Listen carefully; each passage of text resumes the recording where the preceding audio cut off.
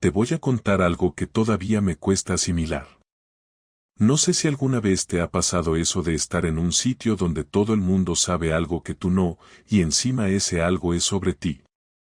Pues eso fue lo que me pasó a mí un jueves por la noche en un restaurante de Ávila. Un sitio pequeño, nada especial, pero Lucía, mi mujer, me había insistido en que cenáramos allí para celebrar nuestro aniversario adelantado. Sí, entre comillas. Porque el aniversario era el sábado, pero según ella el fin de lo tenía ocupado con una jornada educativa de su instituto. Desde que llegamos, noté una cosa rara. El camarero, un chaval joven, no me miraba a la cara. Cada vez que venía a la mesa, le hablaba solo a ella. Yo le pedí un vino y el cabrón ni me contestó. Se lo preguntó a Lucía, como si yo fuera invisible. La primera vez pensé que sería un tío tímido, de esos que no saben tratar con clientes. Pero luego, cuando trajo el entrante, le guiñó un ojo a mi mujer. Sí, un puto guiño. Ahí ya me tensé. Lucía se rió, pero de esas risitas nerviosas que no sabes si son culpa o vergüenza. Yo no dije nada, tragué saliva y me tomé el vino de un sorbo. Cuando vino con el segundo plato, le pregunté, ¿nos conocemos de algo, tú y yo? El camarero se me quedó mirando como si le hubiera pillado robando. No, perdón, señor. Y se fue casi corriendo. Pero ahí supe que algo olía a podrido. No por el camarero. Por ella. Lo peor vino después, al ir al baño. En el pasillo, mientras yo salía y otro cliente entraba, escuché a dos camareros hablar. Uno le dijo al otro, sin saber que yo escuchaba, ¿ese es el marido? ¿Qué huevos tiene la tía, venir aquí con él? El otro se rió. Te juro que creía que era soltera. Pobre tío. Pobre tío. No volví a la mesa. Salí del restaurante sin decir palabra. Ni a ella, ni a nadie. Caminé sin rumbo por las calles vacías del centro de Ávila hasta que me senté en un banco, en una plaza que no recuerdo el nombre. Llamé a mi primo, a mi hermano, a quien fuera, no lo sé. No hablé. Solo escuché mi respiración agitada y el sonido de mis propias dudas dándome hostias en la cabeza. ¿Desde cuándo? ¿Con quién? ¿Era ese camarero uno de tantos? ¿Era el único? Cuando volví al coche, Lucía ya estaba allí. No me preguntó dónde había ido. Solo me dijo, ¿podemos irnos? Como si no pasara nada. Como si el suelo no se hubiera abierto bajo mis pies. Yo le dije que sí. Que claro. Que por supuesto. Pero lo que no sabía es que a partir de ese momento, todo había cambiado. Yo ya no era el mismo. Esa cena fue la primera ficha de dominó. Y lo que vino después, fue una cadena de verdades, humillaciones y decisiones que no me habría creído ni yo. El sábado siguiente me levanté a las 8 de la mañana sin haber dormido prácticamente nada. Lucía se había ido a su jornada educativa la tarde anterior, con una mochila pequeña y ese aire de tranquilidad que solo tienen los que saben que están engañando y no tienen miedo a que los pillen. Me dio un beso antes de salir, uno frío, sin contacto real, como quien besa a un familiar al que no ve hace años y no sabe si va a volver a ver. No le dije nada. Solo le deseé suerte. No le pregunté dónde sería exactamente, ni con quién, ni a qué hora volvería. Quería ver hasta dónde llegaba su capacidad de mentir. Desayuné solo, sin encender la televisión, sin poner música, sin mirar el móvil. Me quedé en la cocina, apoyado en la encimera, mirando el calendario que colgaba junto a la nevera, el mismo calendario con fotos de nuestro último viaje a Granada. Ella lo había hecho como regalo de Reyes. Me fijé en la foto de febrero. Estábamos en la Alhambra, los dos abrazados, sonriendo. Y pensé en lo mucho que puede fingir una persona cuando tiene interés en que no la descubran. Guardé el calendario en un cajón y salí de casa. Me pasé la mañana dando vueltas en coche por la ciudad, sin un rumbo claro. Paré en una cafetería cerca del centro comercial, pedí un café solo, me senté junto a la ventana y estuve observando a la gente que pasaba. Parejas, familias, chavales jóvenes cargando bolsas. Todo parecía normal. Todo parecía como debía ser. Pero yo estaba en un estado raro, como si todo el mundo estuviera dentro de una película y yo fuera el único que sabía que no era real. A las 11 llamé a Pedro, mi amigo de toda la vida, el único al que aún me atrevía a contarle las cosas tal como eran. Le dije que necesitaba hablar, que no me encontraba bien. Me dijo que nos viéramos en su casa. Cuando llegué, Pedro me tenía preparado un café, como si supiera que eso era lo único que iba a poder tragar. Nos sentamos en su terraza y le conté lo del restaurante, lo del camarero, lo que escuché en el pasillo. No necesitó que le dijera más. Me miró serio, sin decir nada durante un buen rato. Luego soltó lo que yo no quería oír pero necesitaba escuchar. Jorge, no se lo está tirando solo a uno. Si ese sitio es donde lo hace y los camareros lo saben, y ella va tan tranquila, es que lleva tiempo. Bastante tiempo. No es algo de una noche. Yo asentí, aunque por dentro me sentí como si me arrancaran algo. Había pensado lo mismo, pero no quería admitirlo. Quería creer que era un error reciente, una cagada puntual, una estupidez pasajera. Pero no, Pedro tenía razón. Lucía no era tonta. Nunca lo había sido. Si se atrevía a llevarme a ese restaurante sabiendo lo que pasaba ahí, era porque estaba segura de que nadie iba a decir nada. O porque le daba igual. Pedro me propuso seguirla. Me dijo que tenía un colega que trabajaba en una empresa de alarmas y cámaras que nos podía conseguir algo sin dejar rastro. Me negué. No quería convertirme en un detective. Le dije que si tenía que averiguarlo, prefería hacerlo de otra manera. Él me miró con cara de "estás siendo blando", pero lo respetó. Me dijo que si cambiaba de idea, le avisara.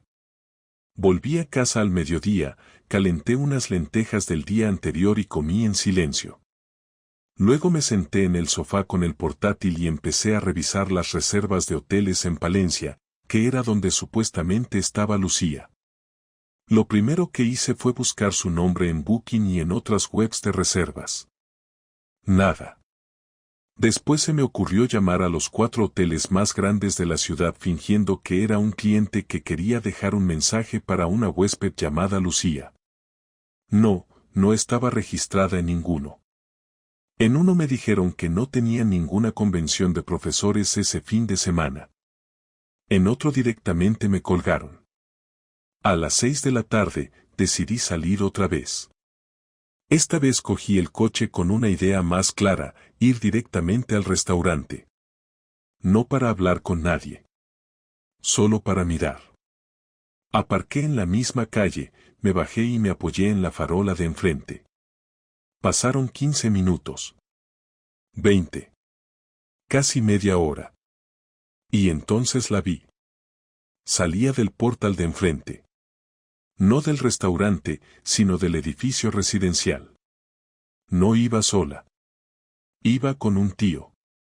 Un tipo alto, con camisa blanca y pantalones oscuros. No era especialmente guapo, pero sí tenía esa actitud de los que saben que se están follando a la mujer de otro. Caminaban pegados. No cogidos de la mano, pero con esa distancia de confianza, como quien lleva tiempo haciéndolo. Ella se reía de algo que él le decía. No me vio. Me quedé ahí, quieto, con la respiración contenida. No me moví. No saqué el móvil para grabar. No grité su nombre. Solo los miré alejarse calle abajo, girar la esquina y desaparecer. Sentí una mezcla de náusea, rabia, tristeza y algo más raro todavía, alivio. Porque ya no era una sospecha. Ya no era una paranoia. Ahora lo sabía. Tenía la imagen en mi cabeza. Lucía, con otro hombre, saliendo de un edificio, riendo. Como si yo no existiera. Esa noche no volví a casa. Dormí en el sofá de Pedro. Me ofreció cerveza y me dijo que me quedara lo que necesitara. No hablamos mucho. Puso un partido de fútbol y nos quedamos mirando la pantalla sin verla realmente. Cada tanto me preguntaba si estaba bien, y yo solo asentía. Pero no estaba bien. Por dentro, una parte de mí estaba rompiéndose en 1000 pedazos. Otra parte ya estaba pensando en lo que iba a hacer. Porque esto no iba a quedar así. Porque no soy de los que se quedan esperando a que les den otra patada en la cara. Cuando volví a casa el domingo por la mañana, Lucía ya estaba ahí. En la cocina, preparando café. Me saludó con una sonrisa falsa. ¿Qué tal tu finde? Me preguntó, como si nada. Yo le dije que bien. Que necesitaba un poco de aire. Que había ido a ver a Pedro. Ella asintió y dijo que lo entendía. Que últimamente me notaba algo distante. Que si me pasaba algo, podíamos hablarlo. No respondí. Solo la miré. Y por primera vez, vi a una desconocida delante de mí. Una mujer que durante años compartió mi cama, mi casa, mis días, y que ahora me hablaba como si fuera una actriz interpretando un papel. Y lo peor de todo es que ella no sabía que yo ya lo sabía todo. Esperé al martes por la noche porque sabía que ese día no tenía clases por la tarde y porque necesitaba que todo fuera tranquilo alrededor para que no pudiera escapar con una excusa rápida. Llegué a casa a las 7:30, dejé las llaves en el cuenco de siempre y me senté en la mesa del salón sin encender ninguna luz, solo con la claridad que entraba por la ventana. Cuando Lucía llegó, cerca de las 8, dejó el bolso en la silla, se quitó el abrigo y me preguntó por qué estaba sentado ahí a oscuras, con ese tono medio de broma medio de molestia que usaba cuando algo no le cuadraba. Le dije que cerrara la puerta, que me sentara enfrente y que no hiciera teatro, porque esa noche íbamos a hablar de verdad y no pensaba levantarme de esa mesa hasta que se acabara todo. Lucía se quedó quieta unos segundos, me miró como si yo fuera otra persona y luego se sentó despacio, cruzando las piernas, intentando mantener una calma que no tenía.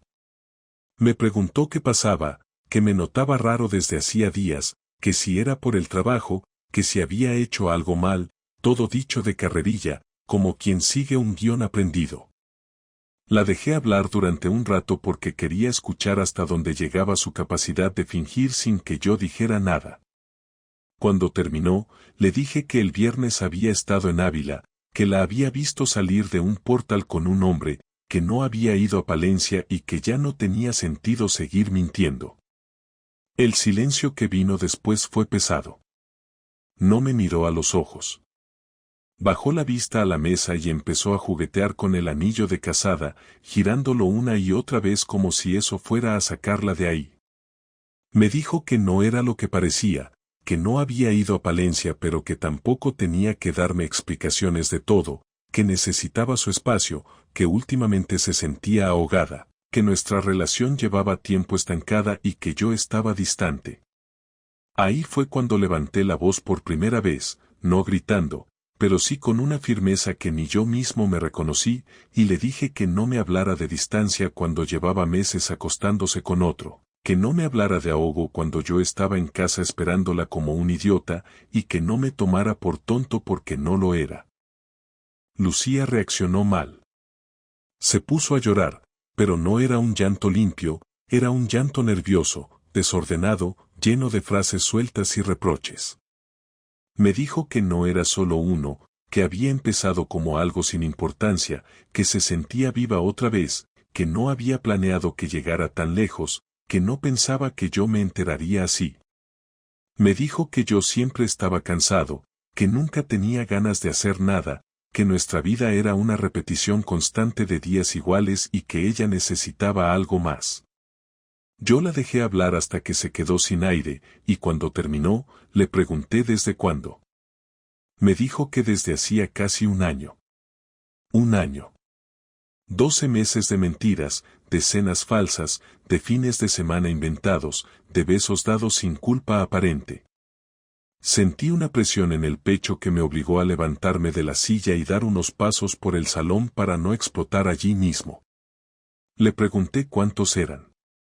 Me dijo que 3. 3 hombres distintos. Uno del instituto, uno al que conoció en un curso fuera y el último, el de Ávila, con el que llevaba más tiempo. No intentó justificarlo más. Simplemente lo soltó como si estuviera confesando algo inevitable. Le pregunté si me había querido alguna vez de verdad o si todo había sido comodidad. Me dijo que sí, que me había querido, que todavía me quería de alguna manera, pero que ya no estaba enamorada, que eso se había ido apagando y que no sabía cuándo. Me acerqué a la mesa, apoyé las manos en ella y le dije que no se puede querer a alguien mientras se le engaña durante un año entero, que eso no es querer, que eso es usar. Ella me dijo que no era tan simple, que la vida no es blanca o negra, que a veces las cosas se rompen sin que nadie tenga la culpa.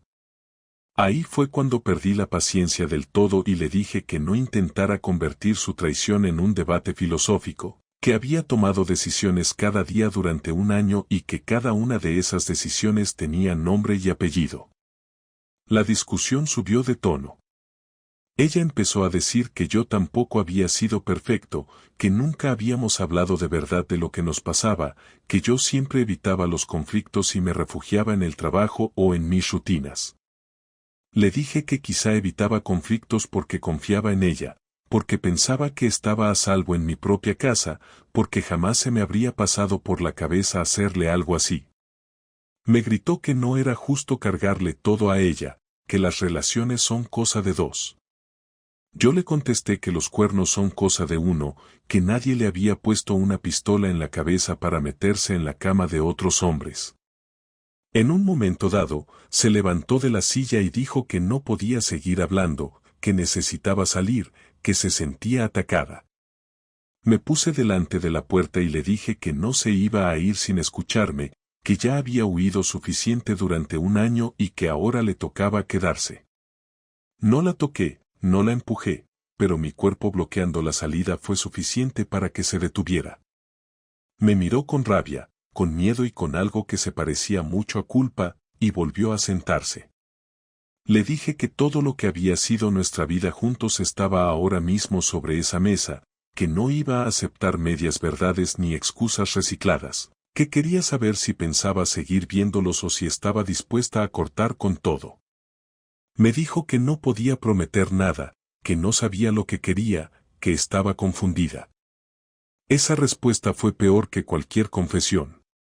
Le dije que la confusión no justifica el daño, que yo no iba a quedarme esperando a que ella decidiera si le convenía seguir conmigo o no. La conversación terminó entrada la madrugada, sin gritos ya, con una calma tensa que dolía más que los insultos. Le dije que dormiría en el sofá esa noche y que al día siguiente hablaríamos de lo práctico, de la casa, de las cuentas, de cómo seguir adelante, porque yo no pensaba fingir normalidad ni un día más.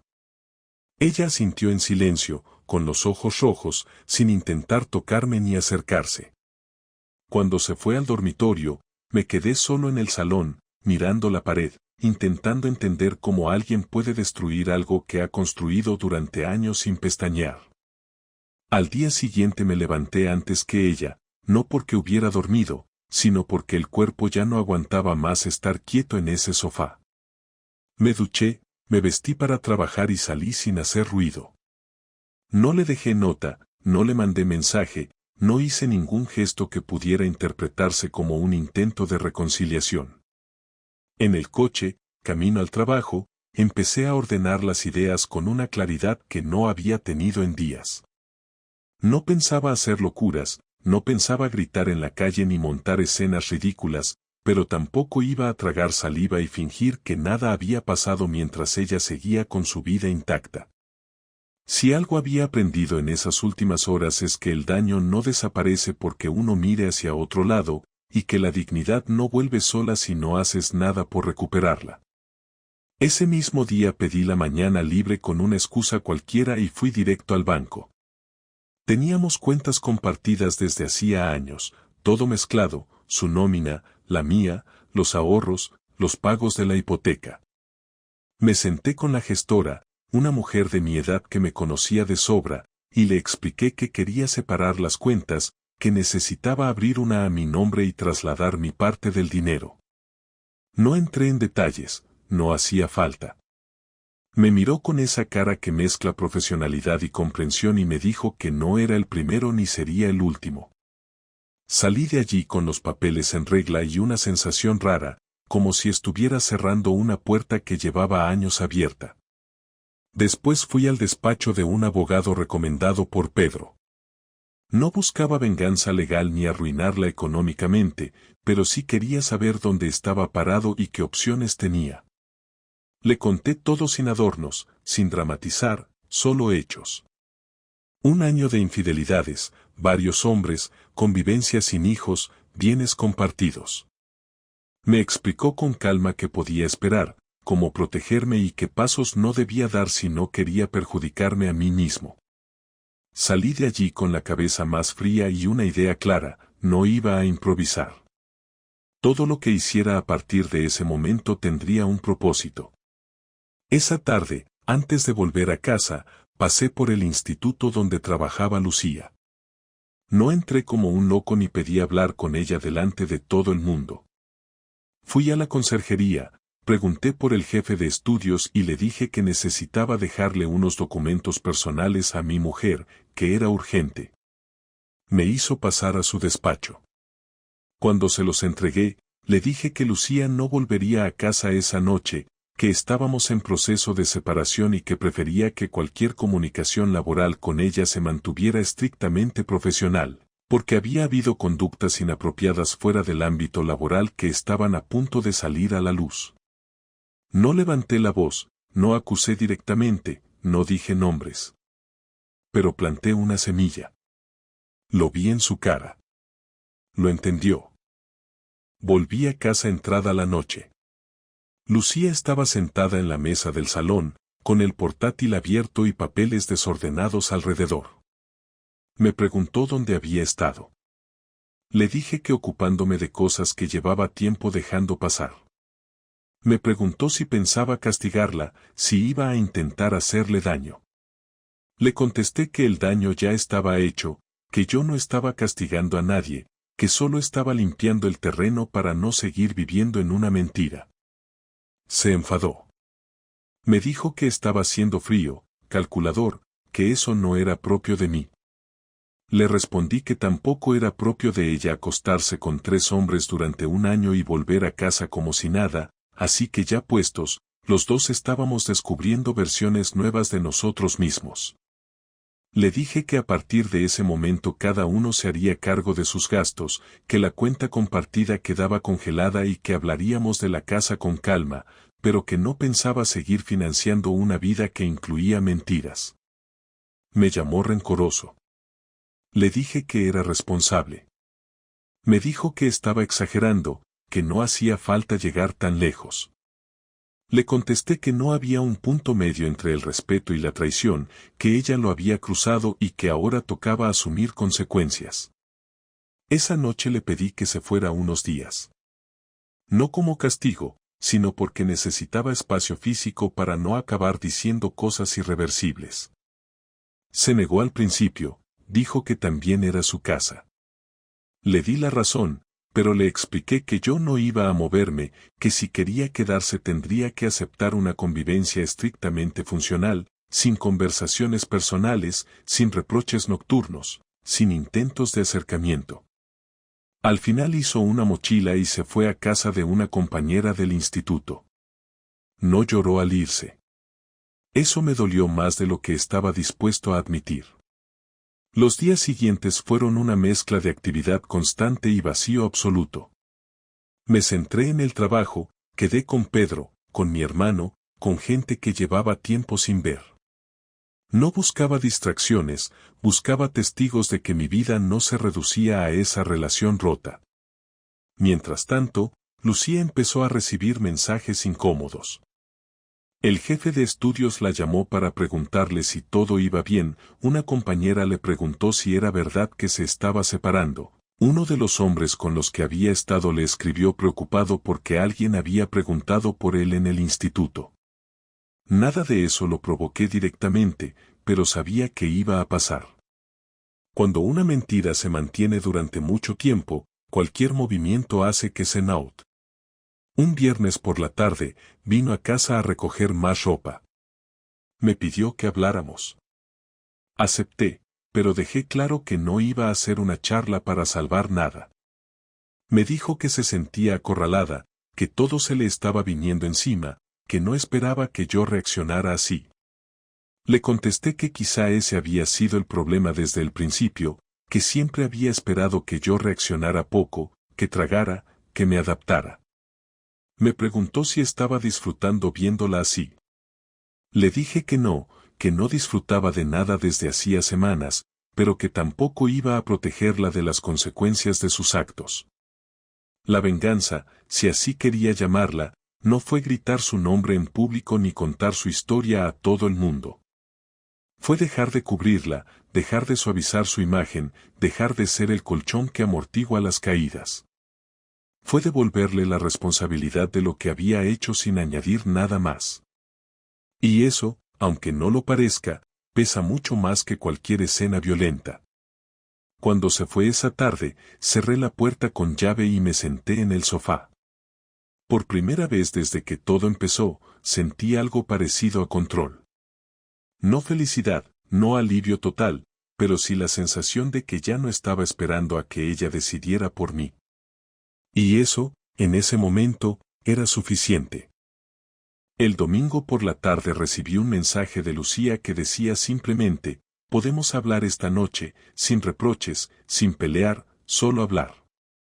Lo leí varias veces antes de contestar, no porque dudara de la respuesta, sino porque sabía que ese tipo de frases siempre esconden una intención detrás.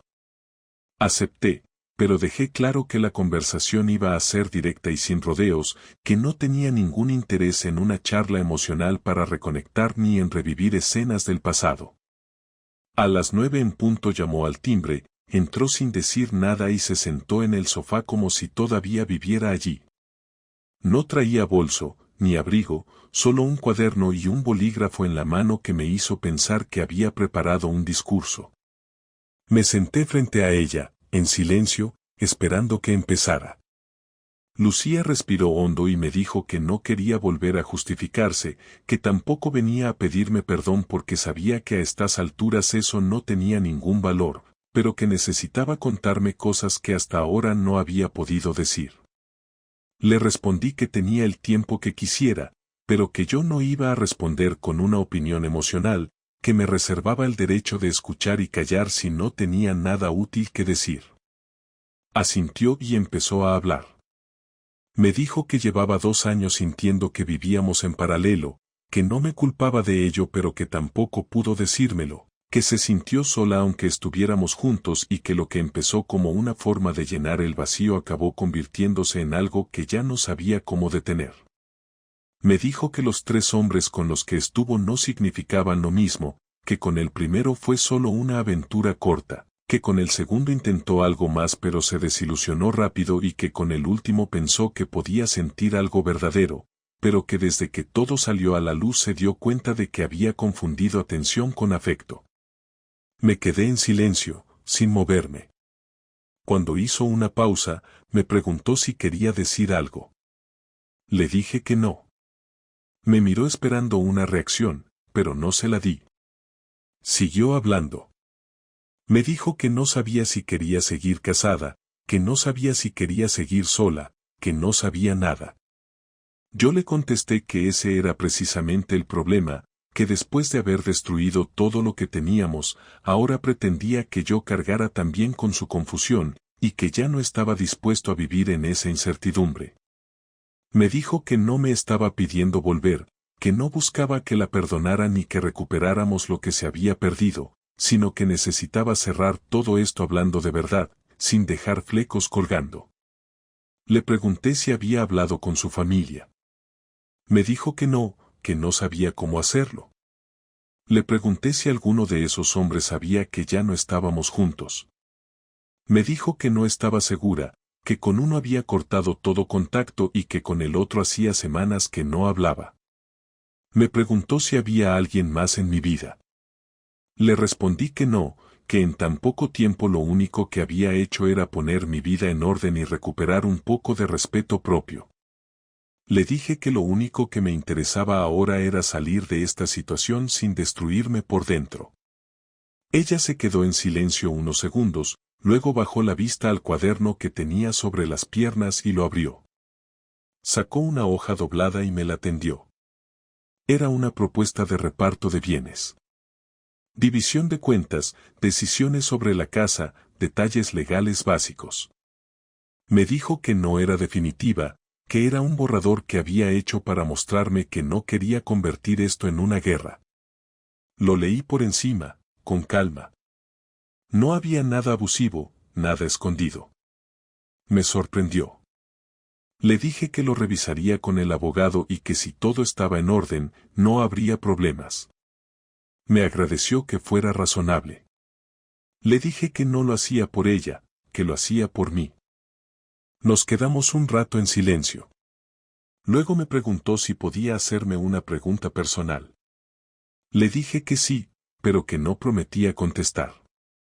Me preguntó en qué momento supe que esto ya no tenía arreglo. Pensé unos segundos antes de responder. Le dije que no fue cuando la vi salir del portal con el otro, ni cuando admitió las infidelidades, ni siquiera cuando se fue de casa, sino cuando en medio de todo lo que ocurrió, lo único que le preocupaba era que yo no reaccionara de forma descontrolada, como si su mayor miedo fuera que yo le hiciera daño a su imagen o a su comodidad, no el hecho de haberme traicionado durante tanto tiempo. Eso fue lo que me hizo ver que algo se había roto de forma irreversible. Lucía asintió sin discutir. Me dijo que lo entendía, que por primera vez en mucho tiempo sentía que me estaba viendo realmente. Le dije que ya era tarde para eso. Me pidió una última cosa. Que cuando todo terminara, cuando estuviéramos oficialmente separados, si algún día me cruzaba con ella por la calle, pudiera saludarla sin odio. Le contesté que no lo sabía, que no podía prometerle una reacción futura, pero que al menos no iba a desearle nada malo. Se levantó, guardó el cuaderno y me dio las gracias por escucharla. Me ofreció la mano, y se la estreché sin mirar sus ojos. Caminó hacia la puerta y antes de salir se giró y me dijo, lo siento de verdad, aunque ya no sirva para nada. Cerró la puerta detrás de ella y no volví a verla más ese mes. Esa noche me senté en la mesa del comedor, solo, con la hoja del acuerdo delante, y repasé los últimos 15 días como si hubieran sido meses. No me sentía mejor ni peor, simplemente diferente. Como si estuviera en otro cuerpo, en otra etapa. Y lo único que tenía claro era que no iba a volver atrás. No con ella, no con nadie. No después de esto. Cuando firmamos los papeles no hubo escena. Quedamos en una cafetería del centro, un sitio que no solíamos visitar y que no nos traía recuerdos compartidos. Llegó 10 minutos antes que yo, se sentó en una mesa junto a la ventana y cuando entré, ya tenía el sobre con los documentos delante, sin abrir. Me saludó con un gesto seco, como si fuera alguien con quien tenía una reunión de trabajo, y yo respondí igual. Me senté, abrí el sobre, saqué los documentos y los repasé con calma mientras ella miraba hacia afuera. No tenía maquillaje, no llevaba joyas, ni siquiera su anillo. Iba como una persona que ha pasado una noche sin dormir. No le hice ningún comentario sobre eso. Cuando terminé de leer y verifiqué que todo coincidía con lo que habíamos hablado, firmé. Ella hizo lo mismo sin preguntar nada. No hubo bromas, ni recuerdos compartidos, ni un solo intento de suavizar lo que estábamos haciendo. Eran dos personas firmando el final de una etapa. Así de sencillo, así de brutal. Después de firmar, me ofreció pagar el café que había pedido mientras esperaba. Le dije que no hacía falta, que cada uno siguiera con lo suyo. Asintió, cogió sus papeles, se los guardó en el bolso y se levantó. Me dijo que deseaba que me fuera bien, con una voz tan plana que no supe si lo decía por obligación o por auténtico deseo. Le respondí lo mismo. No nos abrazamos, no nos dimos la mano, no dijimos que seguiríamos en contacto. Ella salió del local y no miró atrás. Me quedé sentado unos minutos más, no porque necesitara digerir nada, sino porque no tenía prisa por volver a casa. Cuando salí a la calle, me di cuenta de que no sentía lo que pensaba que iba a sentir. No había rabia, no había alivio, no había vacío. Había una sensación extraña, como cuando uno se quita un peso de encima que ya llevaba tanto tiempo cargando que se había convertido en parte del cuerpo. Volver a casa después de eso fue como entrar en un lugar nuevo.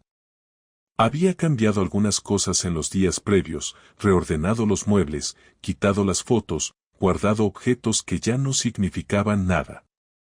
No para borrar su rastro, sino para poder respirar sin que todo me recordara una versión anterior de mi vida. Esa noche no encendí la televisión, no puse música, no llamé a nadie. Me senté en la cocina, preparé una tortilla y me la comí en silencio. Cuando terminé, lavé los platos y me fui a dormir. Dormí entero, sin interrupciones, sin despertarme sobresaltado como en las semanas anteriores. Al despertar, por primera vez en mucho tiempo, sentí que estaba solo y que eso no era un problema. Durante los días siguientes empecé a reconstruir una rutina sin ella. No hubo grandes cambios ni decisiones drásticas. No vendí la casa, no me mudé a otra ciudad, no empecé a salir compulsivamente ni busqué a alguien para llenar el hueco. Seguí con mi vida, pero esta vez con los ojos más abiertos. Cambié el número de móvil, cerré redes sociales durante un tiempo, organicé mis horarios de forma distinta. Empecé a quedar más seguido con amigos, a visitar a mis padres con más frecuencia, a dedicarle tiempo a cosas que había dejado de lado. No para llenar vacíos, sino para entender cómo quería que fuera mi vida a partir de ahora. Pasaron 3 semanas antes de que alguien me hablara de ella. Fue una compañera suya del instituto, una conocida que coincidió conmigo en una terraza. Me preguntó si ya estábamos separados. Le dije que sí. Me preguntó si sabía que ella ya no trabajaba allí. Le respondí que no. Me dijo que había pedido el traslado, que se iba a un centro en otra provincia, que había dicho que necesitaba empezar de cero. No le pedí más detalles. No me interesaban. Lo que hiciera con su vida a partir de ahora ya no era asunto mío. Solo me limité a decirle que le deseara suerte si volvía a verla. Un sábado por la mañana, Pedro vino a casa con una caja de herramientas. Se ofreció a ayudarme con unos arreglos pendientes. Nos pasamos toda la mañana colgando estanterías, arreglando una puerta que no cerraba bien, limpiando el trastero. No hablamos casi nada del tema, solo lo justo. Al final, mientras tomábamos una cerveza, me dijo que había esperado verme peor, que me notaba más sereno de lo que imaginaba. Le dije que al principio me sentí destruido, pero que después de todo lo que pasó, lo único que me quedaba era seguir, que no se trataba de olvidar ni de perdonar, sino de aceptar que la vida no espera a nadie y que si uno se queda demasiado tiempo mirando hacia atrás, termina perdiéndose también lo poco que aún puede construir. Esa noche pensé mucho en lo que había aprendido. Que confiar no es un error, pero confiar sin observar es una forma de cegarse. Que el amor, por mucho que uno lo quiera sostener, necesita respeto como base, y que cuando esa base se rompe, no hay pegamento emocional que sirva. Que nadie te protege del daño que te hace la persona que más te conoce, porque justamente es esa cercanía la que permite que te atraviese de lleno. Pero también entendí algo más importante, que no soy la suma de lo que alguien me hizo, sino la forma en la que decido levantarme después. Y eso fue lo que hice. Volver a levantarme, sin prisa, sin teatro, sin necesidad de demostrarle nada a nadie. Porque esta historia no terminó cuando ella se fue ni cuando firmamos los papeles. Terminó cuando entendí que seguir adelante era una decisión mía, no una consecuencia de sus actos. Y ese fue el verdadero cierre.